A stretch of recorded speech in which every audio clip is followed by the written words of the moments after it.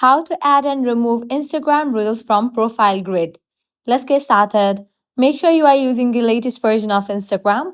Now launch it. You will land to the home page. Now click on the profile icon given at the bottom right corner. Once you're on the profile page, here you're gonna find the Reels as well. In order to remove any reel from your profile grid, what you have to do is, first of all, open the reel. Now click on three dots given at the top right corner. Select the option Remove from Profile Grid. With that, the reel will be removed from the profile grid. You can see that. Now you will need to navigate to the reel section. Now to add any reel to your profile grid, what you have to do is open it. Click on three dots given at the bottom right corner.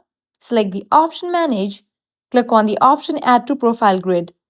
With that, the reel will be added to the profile grid. You can head towards the profile grid tab and then check. So this is how you can easily add and remove Instagram Reels from profile grid. If this guide was helpful, do not forget to like, share and subscribe to our channel. Thanks for watching.